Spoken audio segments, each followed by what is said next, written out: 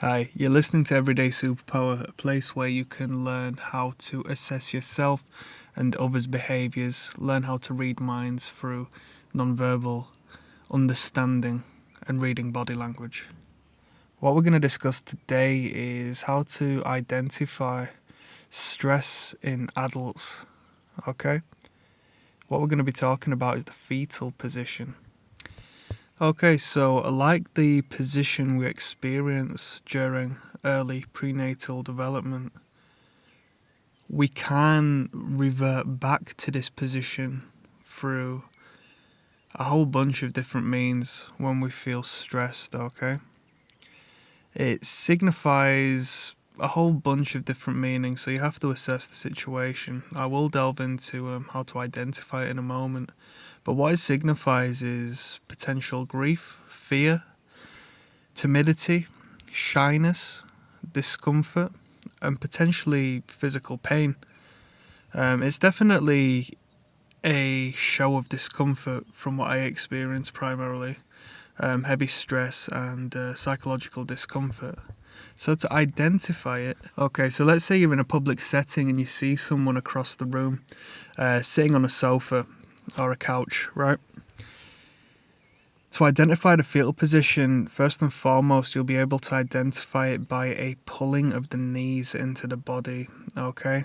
So if you wanted to consider it a self-hug, a hugging of the legs, bringing the legs in to the torso with the knees facing upwards, you could consider it through that means. Alongside that, if you wanted to approach the cluster of activity as a whole, you can pay attention to the curvature of the back, alright? So the back is curved and the head would be bowed, alright? And just to re-clarify, the most important aspect of this is that the arms are around the legs, pulling the legs into the body, okay? So to explain that, the hugging of the legs is what we would consider a self-soothing behaviour, so a pacifying behaviour. When we see people touch themselves on an unconscious basis, like a rubbing or a scratching or a touching in general, it tends to be a self-soothing gesture, and what that does is it tends to target particular nerve endings on the body, alright? So you rub nerve endings on the body, and what that does is it releases positive endorphins and slows the heart rate down. So if somebody's feeling unconsciously or even consciously distressed, stressed or threatened through whichever means, you'll see their hands turn to a particular place on their body, and that connection sparks a positive response in conflict to the negative stimuli they are perceiving at that moment in time. All right, so the hugging of the legs is a self-soothing gesture, and it's regressive in nature as it links to a parental hugging. Okay, so one thing to take into consideration is pacifying behaviours, just like a baby's pacifier, do primarily tend to link to childhood triggers.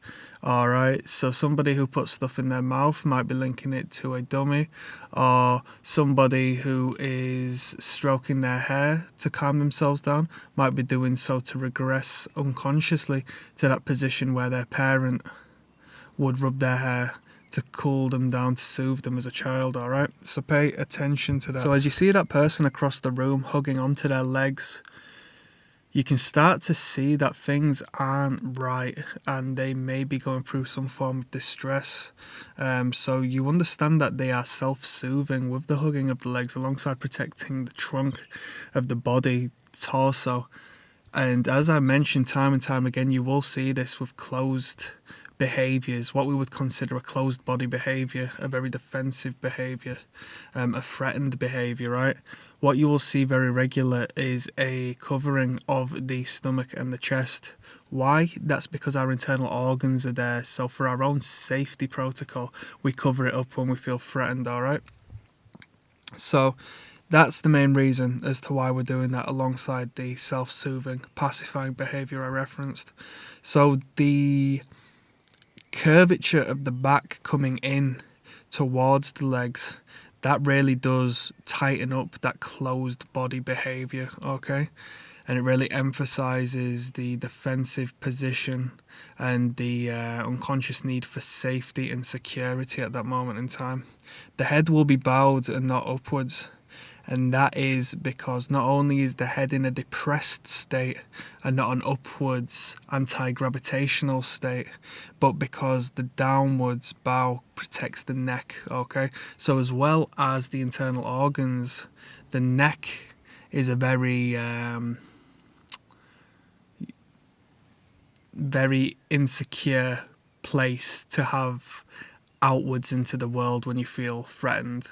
Okay, now this links to our primitive ancestors.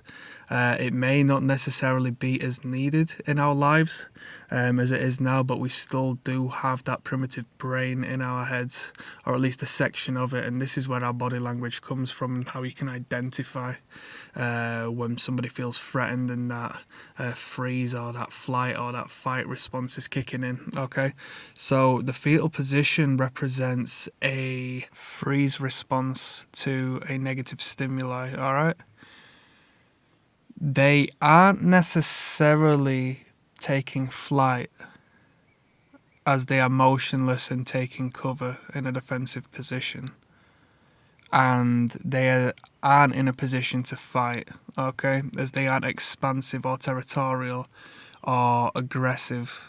And that means one thing to take into consideration is that the knees are dangerous and can be weaponized.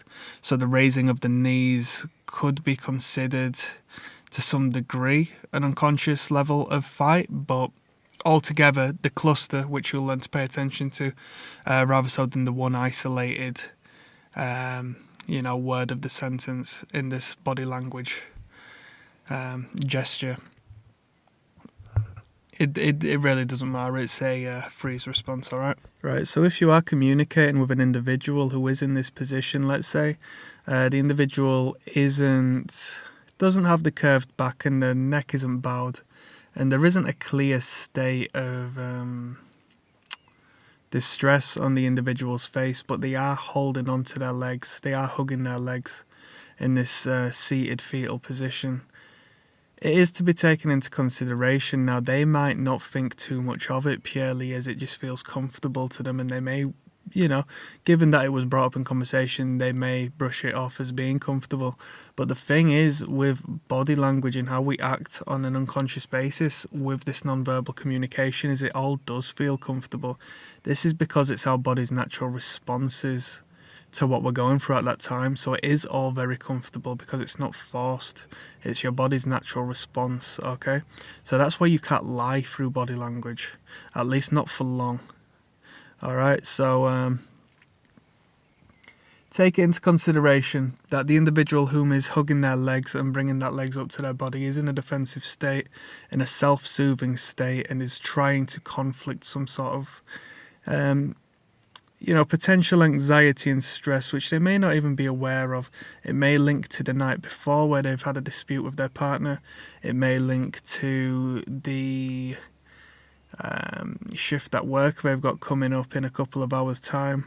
Or it could correlate to you bugging them, potentially, if they're not interested in communicating with you. So there is a whole wealth of information you need to take into consideration before planting it on one particular thing. But, one thing is written in stone, and it is that the fetal position is something to take into consideration when you are approaching someone's body language, because it does display a bold statement into the world, all right?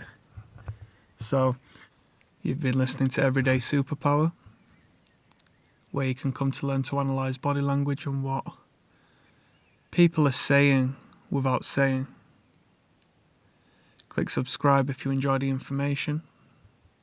Feel free to check out my other videos, and I hope you have a good one. Thank you.